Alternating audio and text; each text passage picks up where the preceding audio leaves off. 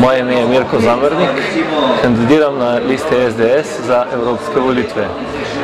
Ko sem se odločil, ali sprejmem pobudo mojih sopotnikov na tej politični poti, sem rekel, da vendarle je kandidatura za Evropski parlament lahko neki izziv, ki je nadgradnja 3 mandatov v državnem zboru v Sloveniji in pa 2 mandatov županovanja v občini, iz katere prihajam.